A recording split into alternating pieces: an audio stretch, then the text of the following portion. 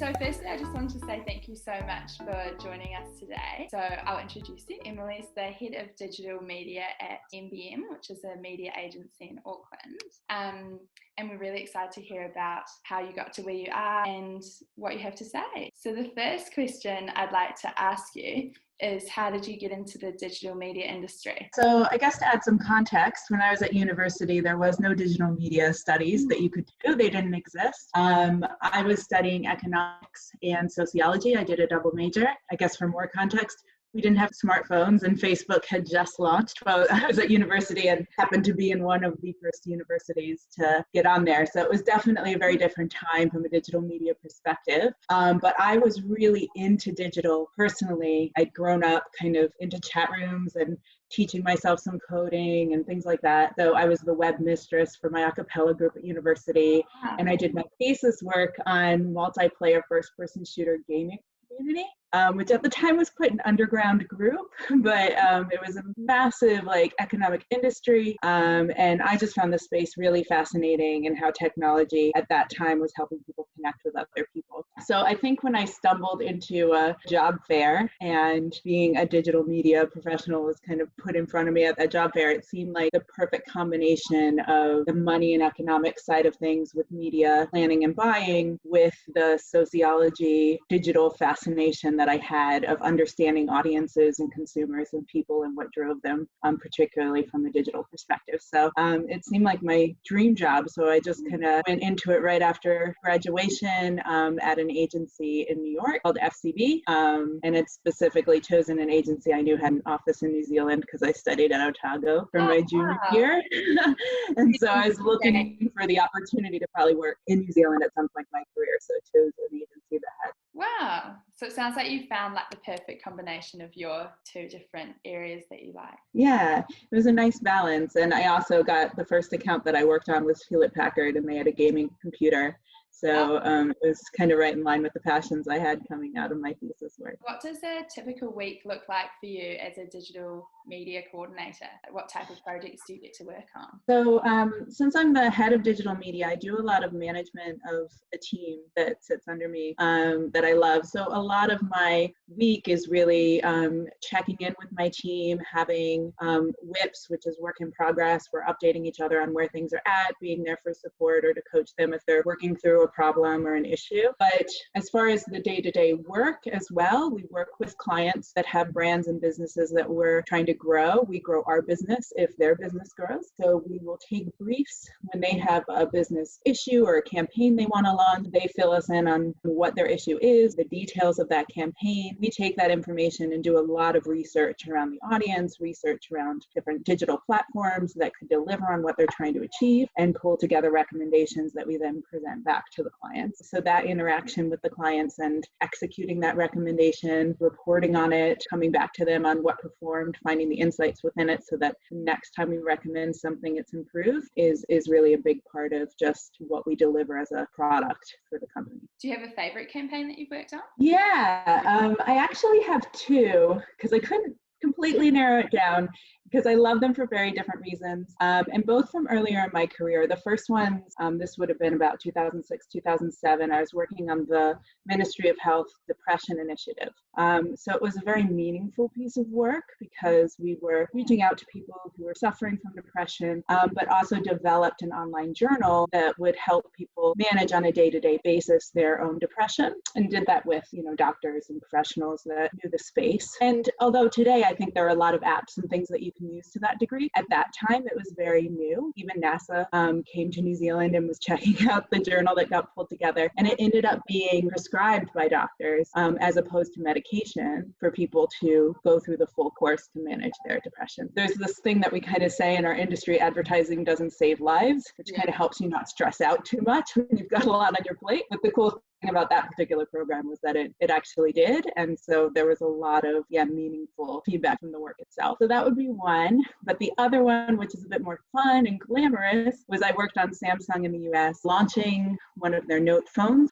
We got a brief from the client to break the internet, and we had a long-standing relationship with the Oscars, and Ellen DeGeneres was going to be the host on that particular upcoming Oscars event.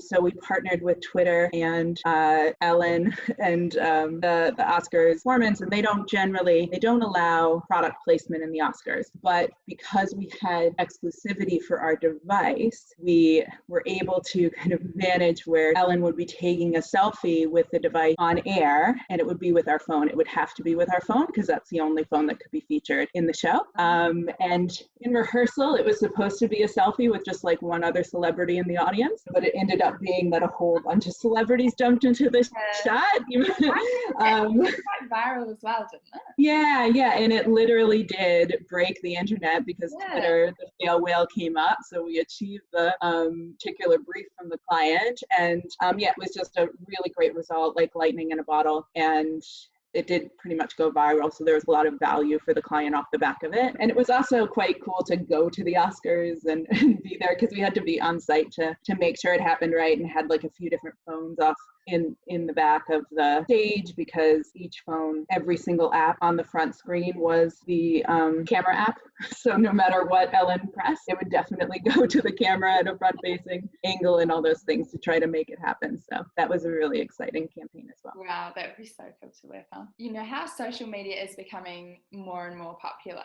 Do you think it's going to be playing an even bigger role in the future in marketing and media? Yeah, I mean, I already think it's playing a huge role. It's really at the core of the work that we do with our clients, particularly our clients in the FMCG category, which would be fast-moving consumer goods, like anything that's sold in the grocery store or on shelves. It's really important to build the brand through social media and have that kind of frequent reminder of the brand, something like a Vogel's or Meadow Fresh Milk, things like that. You just kind of want it always to be on the radar of a shopper, so when they go in store, they choose that one off the shelf. Influencers are huge in the space too. The term influencer has some negative connotations to it, but essentially content creators that are out there on all sorts of platforms are really important for brands to really drive that word of mouth positioning. So more and more, I think they're going to be embraced and incorporated just into the baseline of brand campaigns.